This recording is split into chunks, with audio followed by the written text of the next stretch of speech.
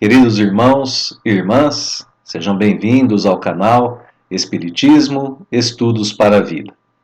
Nós vamos continuar agora a nossa série sobre o Evangelho segundo o Espiritismo. Continuaremos então a estudar o 16º capítulo dessa obra. E agora vamos nos concentrar no subitem 5 desse capítulo 16, que tem o título Parábola do Mal Rico. Esse subitem é composto por uma passagem do Novo Testamento. Em resumo, nós podemos dizer que esse item nos ensina sobre as consequências que nós sofreremos na vida futura se fizermos mau uso da riqueza terrena. Ensina mais uma coisa. Ensina pelo menos mais uma coisa, não é? Ensina também a conduta correta que nós devemos ter para que possamos nos prevenir dessas consequências. Como devemos agir diante da nossa condição de riqueza e da condição de miséria dos outros que estão convivendo conosco. Se esse for o caso, obviamente, né? Então, é isso que o item nos ensina e nós podemos agora pensar um pouquinho sobre aquele aspecto de continuidade da obra que também nos ensina bastante. Nós, até agora, nesse capítulo 16, aprendemos o desapego, aprendemos o combate à avareza e aprendemos também um pouco sobre a questão da obediência a Deus durante o uso da riqueza terrena para a conquista de bens espirituais. Isso no item anterior, Jesus visitando a casa de Zaqueu. Agora, nós continuamos dentro dessa mesma temática. Que temática é essa? O bom uso da riqueza. Só que agora, esse bom uso da riqueza recebe mais uma informação, mais um ensinamento. Qual é esse ensinamento desse item? O bom uso da riqueza é também prestarmos atenção, levarmos em consideração o bem-estar das outras pessoas.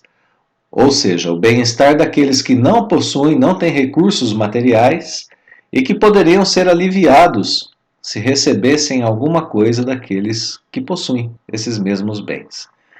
Então é isso que nós aprenderemos nesse item do Evangelho segundo o Espiritismo que nós começamos a expor agora. Então vamos a essa primeira parte, nós dividimos o item, subitem 5, primeira parte. Havia um homem rico que vestia púrpura e linho e se tratava magnificamente todos os dias.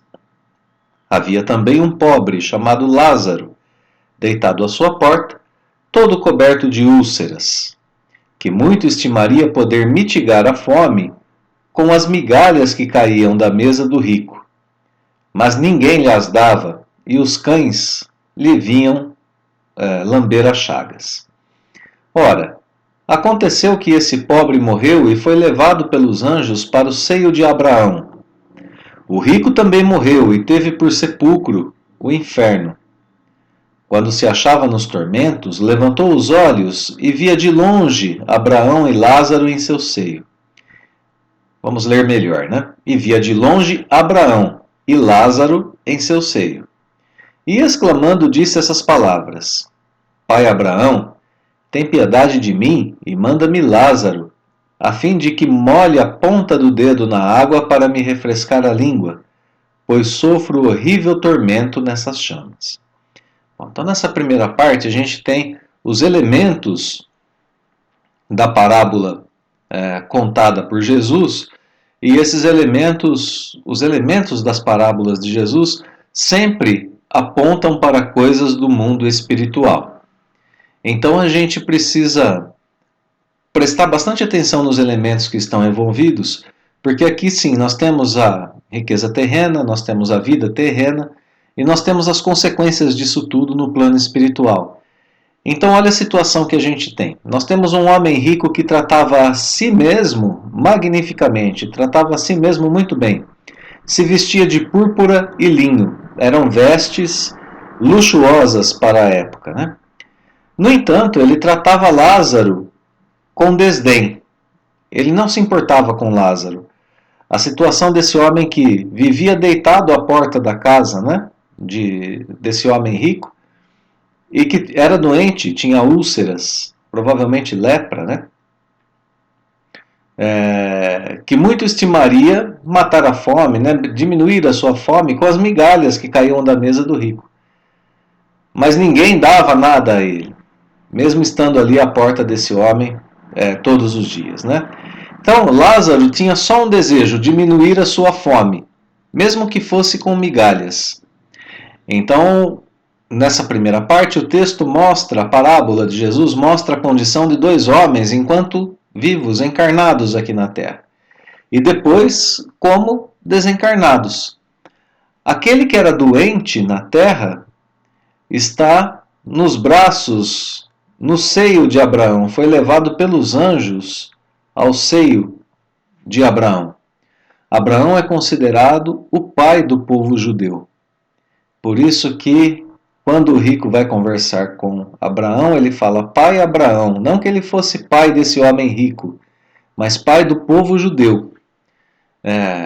Aquele que primeiro trouxe os ensinamentos do povo judeu a respeito do Deus único. Então, Abraão, pai do povo judeu, né? O homem rico, nessa condição, está no inferno. Quando ele desencarna, ele vai para o inferno. A gente sabe que a doutrina espírita não traz essa ideia de inferno. E que nós podemos traduzir essa ideia de inferno, que são tormentos vividos no plano espiritual por toda a eternidade. Nós sabemos que sim, espíritos passam por alguns tormentos, dificuldades, aflições no plano espiritual. Mas que esses tormentos não são eternos. Aqui para o povo judeu da época, havia essa ideia e Jesus aproveita essa ideia para mostrar para aquele povo quanto era séria essa questão de não darmos atenção àqueles que passam por dificuldades, misérias aqui na vida terrena e que não são ajudados por nós. A consequência que Jesus mostra para o povo hebreu naquela época é o inferno, da forma como eles entendiam. Mas depois vem a terceira revelação, a doutrina espírita, que nos ensina que essas dificuldades existem, que essas consequências são realmente grandes aflições, mas que existe o perdão de Deus para aqueles que se arrependem e que recomeçam depois a sua jornada, né? Recomeçam a viver de forma diferente. Então, que nós tenhamos aqui a concepção, né, a interpretação correta do que é o inferno aqui na parábola de Jesus. Muito bem, voltando à questão da parábola, né? Quando eles estão no plano espiritual, desencarnados, é o homem rico que passa a depender de uma migalha para saciar a sua sede. Ou melhor dizendo, de uma gota d'água para saciar a sua sede. Então ele pede a Abraão que permita, né, que Lázaro, aquele que era pobre na terra, chegue até ele e que molhe a ponta do dedo na água. Daria a ele assim poucas gotas de água para pelo menos diminuir um pouquinho sua sede, né, para trazer algum alívio. Bom, aqui a gente precisa levar em consideração que Abraão, no papel desse pai de povo judeu, representa a lei de Deus. E é por isso que o rico pede a Abraão permissão a ele para receber a ajuda de Lázaro. Ele não conversa direto com Lázaro. Ele reconhece essa autoridade em Abraão e pede a Abraão essa permissão, né, para que Lázaro leve água a ele. Então Abraão aqui representa a lei de Deus, representa essa questão, né, daquele que pode dar permissão. Para Lázaro saciar um pouquinho, pelo menos, a sede desse homem rico que está vivendo esses tormentos cruéis, né? O que a gente percebe aqui é que há uma inversão de papéis. Aquele que era rico na terra e que não ajudou aquele que era miserável, passa a ser miserável no plano espiritual. E aquele que era miserável na terra está vivendo no seio das leis de Deus. Está vivendo protegido pelas leis de Deus. Muito bem. Até aqui o parágrafo apresenta o modelo do rico que não se importa com o sofredor e o modelo do sofredor injustiçado pelo mundo material. Então aqui a gente está sendo apresentado a uma lei geral da vida, uma lei geral do Espírito, né? Como Jesus sempre quer apresentar quando ele nos apresenta uma parábola. Vamos à segunda parte agora dessa parábola, que, como a gente pode perceber aqui, está no Evangelho de Lucas, né? Capítulo 16, versículos de 19 a 31. Então vamos lá, continuando a parábola. Mas Abraão lhe respondeu: Meu filho, lembra-te de que recebeste em vida teus bens, e de que Lázaro só teve males. Por isso, ele agora está na consolação e tu nos tormentos. Ao demais, existe para sempre um grande abismo entre nós e vós, de sorte que os que queiram passar daqui para aí não o podem, como também ninguém pode passar do lugar onde estás para aqui. Disse o rico: Eu então te suplico, pai Abraão, que o mandes à casa de meu pai, onde tenho 5 irmãos, a dar-lhes testemunho destas coisas, a fim de que não venham também eles para esse lugar de tormento. Abraão lhe retrucou: Eles têm Moisés e os profetas, que os escutem. Não, meu pai Abraão, disse o rico. Se algum dos mortos for ter com eles, farão penitência. Respondeu-lhe, Abraão: Se eles não ouvem a Moisés nem aos profetas, também não acreditarão, ainda mesmo que algum dos mortos ressuscite. Então vamos agora entender essa segunda passagem, né? Diante de toda aquela situação que foi colocada na primeira parte da parábola, a gente percebe agora que nós temos agora diretamente a resposta de Abraão para a súplica do homem que era rico e que está vivendo os tormentos, né? Abraão justifica a situação dos dois por aquilo que eles viveram na terra. Abraão diz, meu filho, ao homem que está em tormentos. Ele não está para sempre condenado, ele continua sendo filho de Abraão. Meu filho, lembra-te de que recebeste em vida teus bens. Lázaro, enquanto vivo, só recebeu males. Por isso agora ele está sendo consolado. E por isso você está nos tormentos. Você está nos tormentos porque fez dos bens terrenos a tua vida. Você só pensou nos bens terrenos, em nada mais. Não pensou no sofrimento alheio, não pensou em nada mais. Aquele que em vida só teve sofrimento é consolado. Mas aquele que teve riqueza e não considerou o sofrimento do outro, este sofre. Esse é o ponto mais importante da parábola de Jesus. É isso que a gente precisa entender como consequência para a vida espiritual do mau uso da nossa riqueza terrena no que diz respeito ao bem-estar do outro. Precisamos estar atentos a isso. Continua o texto dizendo que entre os dois lugares, entre o lugar em que estão Abraão e Lázaro e o lugar onde está o rico, existe uma grande distância, existe um grande abismo. É impossível passar de onde está Lázaro para onde está o rico. Como também não se pode passar de onde está o rico para onde está Lázaro. Não diretamente, diria a doutrina espírita. Não se pode passar diretamente de um lugar para o outro. Do grande sofrimento para o seio, para a proteção da lei divina. Mas existe o caminho que leva até ali. É preciso superar esse abismo, é preciso construir a ponte. É preciso refazer o caminho, aprender a fazer uso daquilo que não se usou adequadamente. É preciso aperfeiçoar-se através das reencarnações, até que se esteja protegido pela lei divina. Então a gente, de posse da doutrina espírita, compreende isso agora, Não há como mudar de lugar momentaneamente. Por isso Lázaro não pode levar água ao rico. Naquele momento Lázaro não pode atendê-lo. Isso era o que Jesus podia ensinar naquela época, aquele povo que tinha ainda pouca consciência sobre o plano espiritual. Hoje sabemos que a reencarnação oferece as oportunidades de reparação a todas as pessoas, Bom, mas segue o texto, e então o rico faz a súplica, o pedido pelos irmãos. Interessante que aqui a gente vê que é o sofrimento que o faz lembrar do outro, de alguma forma, de alguma maneira. Mesmo que esse outro seja os seus parentes, né? Aqueles a quem ele ama. Ele está em profundo sofrimento e aí ele se lembra dos irmãos e pede então ao pai Abraão que mande Lázaro à casa do seu pai, falar com os 5 irmãos e dar testemunho das coisas, do que está acontecendo no plano espiritual àqueles irmãos, para que aqueles irmãos, que são também ricos, obviamente, passem a fazer o bom uso da riqueza que ele não fez. Pede a Lázaro que dê esse testemunho. O testemunho de um homem que vive a situação é uma coisa importante, né? Quando a gente tem o testemunho de alguém que viveu uma experiência, a gente leva em consideração. No entanto, Abraão responde que isso não é necessário. Abraão responde, né? Eles têm Moisés e os profetas que os escutem. Eles não precisam de Lázaro.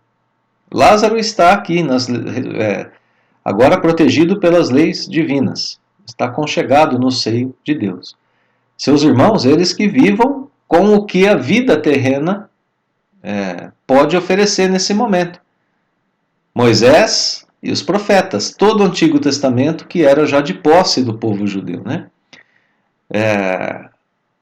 Os recursos ele já tem em suas mãos. Isso quer dizer para nós, a gente pode perceber que esse princípio do mau uso da riqueza em relação às pessoas necessitadas, gerando sofrimento na vida espiritual, já existe desde os tempos de Jesus e, por que não pensar, desde o tempo dos profetas, pois esses princípios já estavam nas leis, está dizendo Abraão, né? É uma orientação antiga para a conduta moral da humanidade aqui na Terra. Então a gente está retomando esse ensinamento dessa conduta moral diante da riqueza.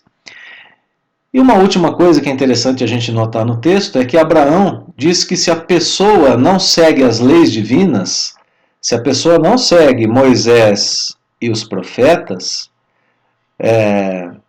mesmo que alguém, mesmo que os mortos ressuscitassem, essa pessoa não os ouviria. Como se Abraão está dizendo assim, né? Para esse rico. Ele não segue as leis divinas. Não adianta que os mortos levantem e deem testemunho. E esse é um ponto importante para nós espíritas, né? Porque a doutrina espírita vem justamente do plano espiritual para cá e está repleta de experiências daqueles que estão no plano espiritual, narrando para nós as suas experiências, narrando tudo que eles vivem lá no plano espiritual, como consequência das escolhas da vida terrena. Então essa última passagem aqui da parábola de Jesus acaba antecipando um comportamento humano que existe agora aqui em 2023, às vezes do próprio espírita diante da doutrina. Nós temos várias experiências de pessoas, né, que estão desencarnadas, nos mostrando o que aconteceu com elas no plano espiritual. Nós temos a lei divina que nós estudamos desde o Antigo Testamento até agora com a doutrina espírita. E se nós não obedecemos a lei, que dirá levarmos em consideração a lei de Deus, né? Se não obedecemos a lei de Deus, que dirá levarmos em consideração a questão de uma pessoa que desencarnou e vem trazer as suas experiências.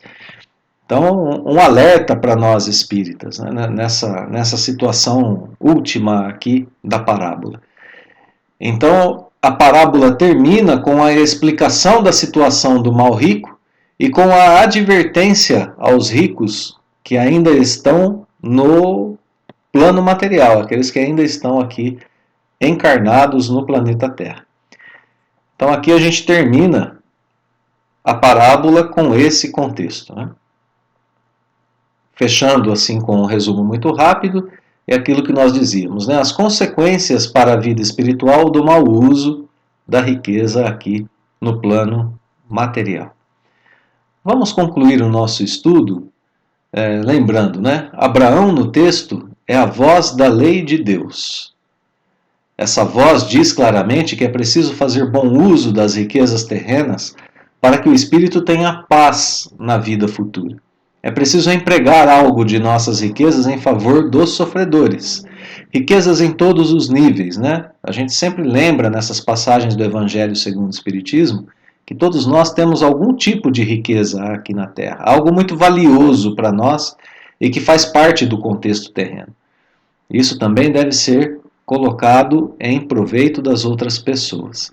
Bom, uma parte do bom uso da riqueza, então, é a percepção que a gente tem que ter do sofrimento alheio, daqueles que não têm recursos, e ajudar com os recursos que nós temos. Eis a lição: lembrar da lei de fraternidade que deve reinar entre os homens, entre todos os homens, lembrar que do princípio que diz que todos são irmãos, e assim devem se reconhecer uns aos outros. Cientes desse princípio, colocar o bem-estar alheio acima do acúmulo ou da posse de qualquer riqueza material. É melhor que nós nos importemos com o bem-estar do outro do que com o acúmulo das riquezas materiais. Eis o caminho para o cumprimento da lei de Deus, para o bom uso da riqueza e para a paz de espírito na vida futura. A começar, então, essa paz de espírito a ser conquistada aqui mesmo na Terra.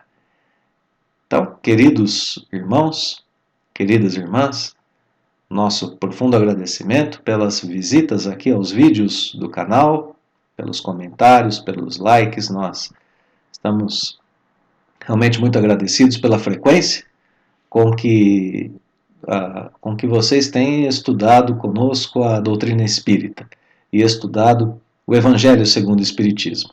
Então deixamos os votos de que esses estudos sejam de bom proveito, que o Pai Celestial abençoe a todos nós em nossa jornada de aprendizado e progresso, e nos vemos em breve, nos vemos nos próximos vídeos. Um grande abraço.